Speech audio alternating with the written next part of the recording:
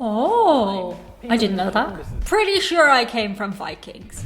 Oh, that is brand new information. So today I'm going to be checking out some historical facts that actually aren't facts at all. They're not true. My whole life was a lie.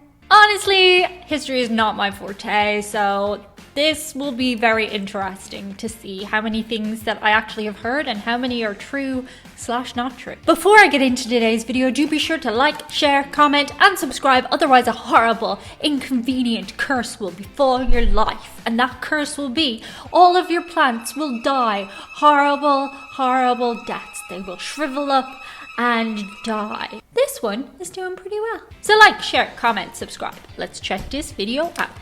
Hello, I'm Simon Whistler. You're watching Top 10's Net. Hi, Simon Whistler. We're looking at the top 10 historical facts that aren't actually true. Number 10. Columbus was the first European to discover America. Not true. While this old belief has been largely expunged from the historical record today, at one point it was believed as a fact by generations of school children and is still maintained as true by some adults even today. Of course, the truth is that the Vikings preceded Columbus by centuries and may have even built small villages in the New World hundreds of years before Columbus was born. I'm just like doing a little aside because I'm from Ireland and I've blonde hair, blue eyes. Not been genetically proven, but I'm pretty sure I came from Vikings. Pillaging my people. Even if that weren't the case, however, from a purely technical perspective, Columbus never actually touched foot onto what is today the United States, spending all of his time in the East Indies. Oh, I didn't know that. Columbus's time thought that the world was flat. Closely related to the belief that Columbus discovered America is the belief, again less prevalent today than it was half a century ago, that most people in his day believed the Earth was flat, and if Columbus sailed too far out, he would fall off its edge. Honestly, I know people used to think the Earth, or I think people used to think the Earth was flat, but I didn't specifically think it was Columbus's time. In reality, the notion that the Earth was flat had been refuted by the ancient Greeks, who were even able to calculate its circumference with astonishing precision, and so was not held to be a fact by any but the most primitive cultures at the time. Number 8. Hitler seized power in Germany by force. No, he didn't. Many people hold the misconception Brainwashing. that the Nazis seized power in Germany, but nothing could be further from the truth. And this is scary when you hear it, because it's a thing people don't want to believe. They were all essentially just convinced of one thing and went along with it. This is what's so scary about they were all being told one thing by the people in power, and eventually peer societal association and everyone just went with the common belief. As far as I understand it, let's see.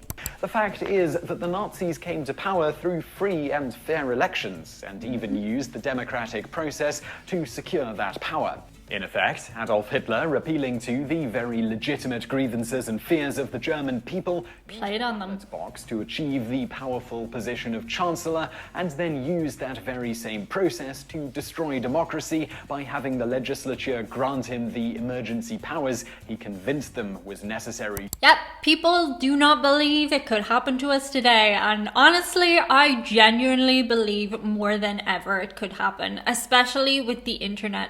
People are so inclined to go with the popular opinion these days, for better and sometimes for worse. Number 7. The stock market crash of 1929 started the Great Depression. Of all the misconceptions, never thought about it really. That dark era in American history, the idea that the crash of October 1929 kicked off the Great Depression is the most obstinate. The fact is that the Great Depression was caused by a number of factors, each of which went into making it a deeper and more enduring economic downturn than it would have been otherwise. Instead of letting the market make its own corrections and wait it out, they passed legislation, such as the Smoot-Hawley Act, that raised tariffs on imports, which was designed to make it cheaper to buy American products. The problem is, they didn't anticipate that foreign governments would raise tariffs on American goods in response, thereby killing exports and forcing the mass closure of many factories. Bad government policies also caused many banks to fail, wiping out the life savings of millions of Americans, which further exacerbates the problem. Number 6. Japan had to attack America if it wanted to survive economically. The belief that Japan was largely forced into attacking the United States because of the crippling embargo Don't think about this much. imposed upon it in response to its aggression in China is debatable. Japan had 2 options available to her other than attacking the Pacific Fleet at Pearl Harbor.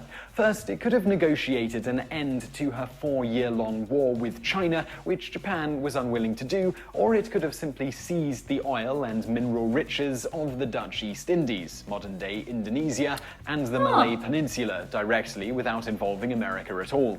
Consider for a moment that if the US was unwilling to go to war in Europe to assist Great Britain in its struggle with Nazi Germany, what were the chances Congress could have been persuaded to take on the Japanese over the Dutch East Indies and Malaysia? That's interesting. I hadn't given the options a great deal of thought. I suppose it's a little bit of he said, she said. When you look at the big picture in retrospect, you can see all the options, but I don't know, I wasn't there, so. Most students grow up believing that the Emancipation Proclamation freed the slaves, but it did no such thing. First of all, it only applied to slaves living within the Confederate States, and since the North had no power to enforce the proclamation in those territories not under its direct control, it really had no immediate effect on freeing anyone. In fact, it didn't even free those slaves in the northern states, where slave ownership, while uncommon, was still legal. It was only illegal to buy and sell slaves in the North, not own them. It would take the 13th Amendment, ratified in 1865, to do that, and it applied throughout the country, not just parts of it. That's interesting. It reminds me a little bit of how prostitution in Ireland works, whereby it's not illegal to be a prostitute, but it is illegal to buy the services of a prostitute. Did you just make a mental note? You should be ashamed of yourself. Number 3. Lindbergh was the first person to fly across the Atlantic. While I literally never heard of this. Won fame and fortune for his daring solo jaunt across the Atlantic in 1927, he was far from the first to cross the ocean by air. In fact, 2 British pilots, Alcock and Brown, had made the crossing years earlier in a repurposed RAF bomber. They flew from St. John's, Newfoundland to Galway, Ireland in just under 6 Galloway, love ya. But Galloway, I mean, you're English, right? You should be able to say Galway. It's Galway. You're not that far. I'd accept it from an American, but come on, dude. Galway. Also, never actually, I'd heard Lindbergh's name before, but never really thought about what he did. Sucks to be these 2 dudes. He got all the credit for it. That flight paved the way for commercial transatlantic aviation and made Lindbergh's future flight possible. Further, just a couple of weeks after the British duo had made their flight, the British airship R-34, with a couple of those things were passengers on board, doomed. made a double crossing, taking about 4 days to cross both ways. In fact, by the time Lindbergh made his world-famous crossing, close to 80 men had already made the epic journey. His, however, was done entirely solo, and clocking in at almost 34 hours of straight flying time was a far more challenging and grueling feat. So was he smart or stupid? Custer's 7th Cavalry was wiped out at Little Bighorn. While many assume that Custer's entire command was wiped out at the Battle of Little Bighorn in Custer's last stand. the truth is that less than half of the 647 men under his command were killed. That is brand new information. Twofold. First, some of his men were assigned to drive and guard the lengthy wagon train that followed in the army's wake, and so were too far away at the time to be involved. And secondly, he divided his command between himself and Major Reno in an effort to make a 2-pronged attack. It's not the greatest photo. Reno's assault, which preceded Custer's by an hour or so, was driven off with heavy casualties, but most of it emerged from the battle intact. It was only those companies that rode with Custer, about 210 men in all, that were entirely wiped out. Number 1. The USA was chiefly responsible for defeating Germany in World War I and World War II. While American material and military support was imperative and likely ensured an eventual Allied victory, maybe this is more so a historical fact that is only believed to be true in America. I don't think a lot of I think Americans give credit to other countries too, though, right? They weren't chiefly responsible. They were a big part of it. It was others who bore the brunt of the fighting against Germany in both wars. In World War I, the US was late to the show, not making it to France in significant numbers until late in 1917. It was the British and French who had been doing all of the fighting up until then, and had battered the Germans by the time the US entered the fray. In the Second World War, things were much the same, with American troops not arriving in theatre until very late in the war. While they fought largely rearguard actions in North Africa and Italy, by the time they landed in force in France in June 1944, the Germans were already reeling from the massive Soviet juggernaut that was rolling over them from the east. In fact, over 80% of all German casualties in World War II came on the Eastern Front.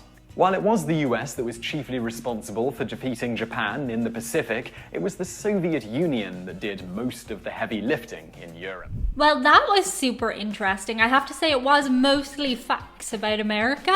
I'd be really curious to hear if people in America believed those facts to be true, and or if you would argue any of them. Shout out today to a couple of coolie doodies. Many of you have been questioning the existence of Editor Chewie. Well, there is no Editor Chewie, there's only one Chewie, that's why I'm so special. This month I want to thank all these coolie people in the squad. In this month's hangout, Mommy is going to put you to good work as a focus group, and she knows you can always be depended on for real feedback and opinions that even might disagree with her. Chewie also enjoys the conversation with your pets every month. It's actually my favorite. Thanks, guys. That's it for today. See you guys on the other side. Bye. It's Chewie, he's pissed off with me 'cause he hasn't gone for his walk, but it's dark now. Don't worry, I'm still gonna take him. We're gonna bring a torch.